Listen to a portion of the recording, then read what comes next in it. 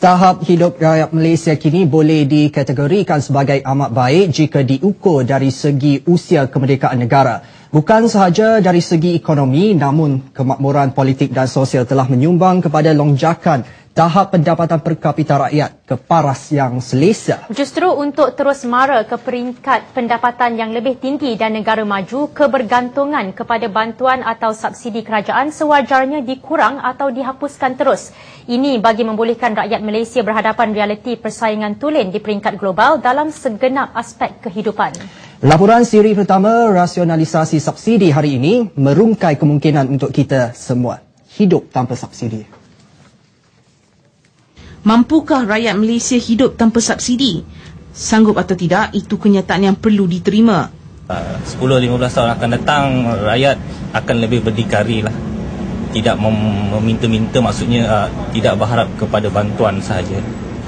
Pertama kali, kita mesti memberi beritahu lebih awal, maklum kepada rakyat lebih awal, sekiranya subsidi hendak ditarik balik, supaya persediaan itu boleh dibuat.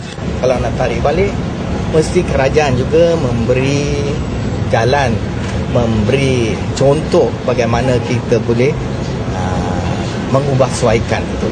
Sebagai negara sedang membangun, rakyat memang perlukan tongkat dari kerajaan untuk sampai ke satu tahap yang membolehkan ia berdiri di atas kaki sendiri. Namun kini, jika mahu menginjak ke negara maju, tidak semua keistimewaan yang pernah dimiliki itu akan kekal.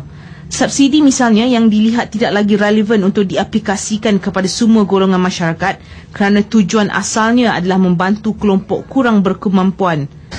Lagi baik, saya punya cadangan, kita tengok apakah subsidi. Subsidi itu minyak, kelapa sawit, buatlah lebih estate kelapa sawit di Sabah Sarawak terbiar je. Buatlah pertanian di mana asas makanan. Tengok kita punya subsidi, bukan subsidi helikopter, bukan subsidi televisyen. Apa yang jelas, pengurangan subsidi secara diperingkat dilihat wajar. Namun ia perlu diperinci supaya pelaksanaan itu tidak akan menjejaskan rakyat yang benar-benar memerlukan agihan tersebut. Bagi orang bandar yang ada kerja tetap, yang boleh dapat 2-3 ribu sebulan, tak ada masalah. Mungkin tak ada masalah, boleh maintain. Tapi kalau yang kampung yang dapat gaji hari, yang kalau tak boleh kerja satu hari, tak ada gaji, macam mana? So kita kena fikirkan juga. Sebab itu, kerajaan akan hanya meneruskan subsidi untuk golongan sasar yang telah dikenal pasti, khususnya yang berpendapatan rendah. Pendirian kerajaan adalah utuh untuk membantu golongan memerlukan, namun perlu ada kaedah agihan subsidi yang lebih efektif. Apatah lagi, umum tahu agihan subsidi yang tinggi adalah tindakan yang tidak produktif bagi sesebuah negara.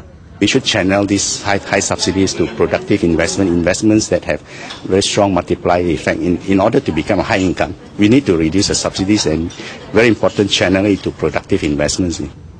Ke arah kemakmuran dan kelestarian berterusan, rakyat perlu rasional dan menyedari evolusi perubahan pasaran dan semua segmen ekonomi. Ada atau tiada bantuan subsidi sepatutnya tidak menjadi isu utama. Kalau kerajaan terpaksa juga, kita sebagai rakyat terpaksa akurlah. Kalau dah tak boleh juga nak buat apa-apa kan, mungkin keadaan ekonomi negara memerlukan supaya subsidi ditarik balik pun, kita terpaksa terima dengan hati terbuka lah. Tentu ada kebaikan dan hikmah dia kan. Rakyat seharusnya bersyukur kerana kerajaan prihatin untuk memantau rapi aspek perbelanjaan harian rakyat dengan mengawal harga barangan tertentu. Namun disebabkan pasaran kini lebih terbuka, ada perkara yang di luar kawalan kerajaan dan rakyat harus belajar untuk memahami pentingnya faktor kelangsungan hidup dalam dunia yang kian mencabar.